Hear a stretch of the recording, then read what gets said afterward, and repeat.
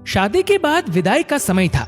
नेहा अपनी माँ से मिलने के बाद अपने पिता से लिपटकर रो रही थी। वहां मौजूद सब लोगों की आंखें नम थी। नेहा ने घूंघट निकाला हुआ था। वह अपनी छोटी बहन के साथ सजाई गई गाड़ी के नजदीक आ गई थी। दूल्हा अविनाश अपने खास मित्र विकास के साथ बातें कर रहा था। विकास ने कहा, यार अविनाश, सबसे पहले घर पहुंचते ही होटल चलकर बढ़िया खाना खाएंगे।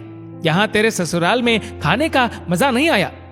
तभी पास में खड़ा अविनाश का छोटा भाई राकेश बोला, हाँ यार, पनीर कुछ ठीक नहीं था और रसमलाई में रस ही नहीं था। और वो ही कर जोर जोर से हंसने लगा। अविनाश भी पीछे नहीं रहा।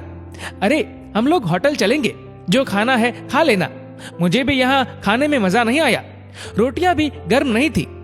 अपने पति के मुंह से ये शब्द सुनते ही नेहा, जो घूंघट में गाड़ी में बैठने ही जा रही थी, वापस मुड़ी, गाड़ी के दरवाजे को जोर से बंद किया और घूंघट हटाकर अपने पापा के पास पहुंची।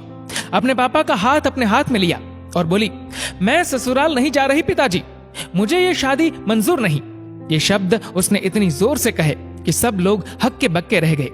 सब नजदीक आ गए। नेहा के ससुराल वालों पर तो जैसे पहाड़ टूट पड़ा। मामला क्या था ये किसी की समझ में नहीं आ रहा था। तभी नेहा के ससुर राधेश्याम जी ने आगे बढ़कर नेहा से पूछा, लेकिन बात क्या है बहू? शादी हो गई है, विदाई का समय है, अचानक क्या हुआ कि तुम शादी को नामंजूर कर रही हो? अविनाश की तो मानो दुनिया उजड़ने जा रही थी। वह भी नेहा के पास आ गया, अविनाश के दोस्त भी। सब लोग जानना चाहते थे कि आखिर ऐन वक्त पर क्या हुआ कि दुल्हन ससुराल जाने से मना कर रही है। नेहा ने अपने पिता दयाशंकर जी का हाथ पकड़कर रखा था।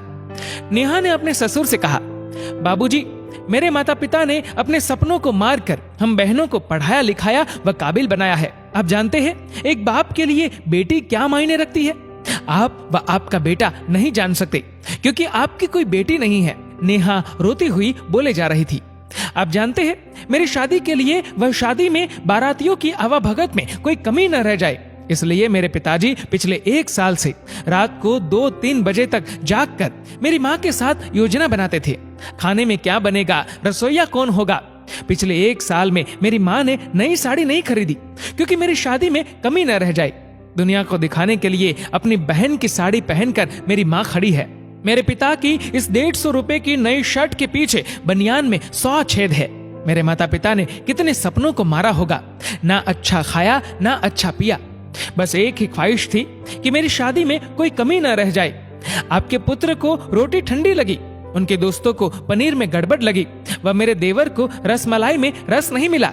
इनका खिलखिलाकर हंसना मेरे पिता के अभिमान को ठेस पहुंचाने के समान है। नेहा हाफ रही थी। नेहा के पिता ने रोते हुए कहा, लेकिन बेटी, इतनी छोटी सी बात। नेहा ने उनकी बात बीच में ही काटी और बोली, ये छोटी सी बात नहीं है पिताजी।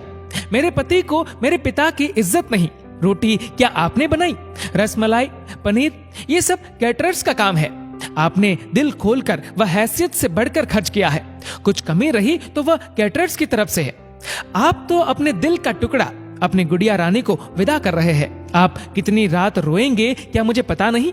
माँ कभी मेरे बिना घर से बाहर नहीं निकली। कल से वह बाजार अकेली जाएगी। जा पाएंगी? जो लोग पत्नी या बहू लेने आए हैं वह खाने में कमियां निकाल रहे हैं। मुझ में कोई कमी आपने नहीं रखी। ये बात इनकी समझ में नहीं आई। दयाशंकर जी ने नेहा के सर पर हाथ फिराया। अरे पगली, बात का बतंगड़ बना रही है। मुझे तुझ पर गर्व है कि तू मेरी बेटी है, लेकिन बेटा इन्हें माफ कर दे। तुझे मेरी कसम, शांत हो जा। तभी अविनाश ने आकर दयाशंकर जी के हाथ पकड़ लिए। मुझे माफ कर दीजिए बाबूजी, मुझसे गलती हो गई। मैं उसका गला बैठ गया था, रो पड़ा था वह। तभी राधेश्याम जी ने आगे बढ़कर नेहा के सर पर हाथ रखा। मैं तो बहू लेने आया था, लेकिन ईश्वर बहुत कृपालु है। उसने मुझे बेटी दे दी, वह बेटी की अहमियत भी समझा दी। मुझे ईश्वर ने बेटी नहीं दी, शायद इसलिए कि तेरे जैसी बेटी मेरे नसीब में थी। अब बेटी, इन नालायकों को माफ कर दे। मैं हाथ जोड़ता हूँ तेरे सामने। मेरी बेटी नेहा मुझे लौटा दे। और राधेश्याम जी ने सचमुच हाथ जोड़ दिए थे। वह नेहा के सामने सर झुका दिया। नेहा ने अपने ससुर के हाथ पकड़ लिए। बाबूजी, राधेश्याम जी ने कहा, बाबूजी नहीं, पिताजी। नेहा भी भावुक होकर राधेश्याम जी से लिपट गई थी। दयाशंकर जी ऐसी बेटी पाकर गौरव की अनुभूति कर रहे थे। नेहा अब राजी खुशी अपने ससुराल रवाना हो गई थी। पीछे छोड़ गई थी आंसुओं से भीगी अपने माँ पिताजी की आंखें, अपने पिता का वह आंगन जिस पर कल तक वह चहकती थी। आज से इस आंगन की चिड़िया उड़ गई थी किसी दूर प्रदेश में और किसी पेड़ पर अपना घरौंदा बनाएगी। एक बेटी माँ बाप का अभिमान व अनमोल धन होती है, पराया धन नहीं। कभी हम शादी में जाए तो ध्यान रखें कि पनीर की सब्जी बनाने में एक पिता ने कितना कुछ खोया होगा व कितना खोएगा। अपना आंगन उजाड़कर दूसरे के आंगन को महकाना कोई छोटी बात नहीं। बेटे की शादी में बनने वाले पनीर, रोटी या रसमलाई पकने में उतना समय लगता है जितनी लड़की की उम्र होती है। ये भोजन सिर्फ भोजन नहीं, पिता के अरमान व जीवन का सपना होता है। बेटे की शादी में बनने वाले पकवानों में स्वाद कई सपनों के कुचलने के बाद आता है व उन्हें पकने में सालों लगते हैं। बेटे की शादी में खाने की कद्र करें। दोस्तों, इस वीडियो को लेकर आपकी क्या राय है नीचे कमेंट करके जरूर बताएगा। और अगर आपको वीडियो अच्छा लगा हो तो इस वीडियो को लाइक करेगा, शेयर करेगा ज्यादा से ज्यादा लोगों तक।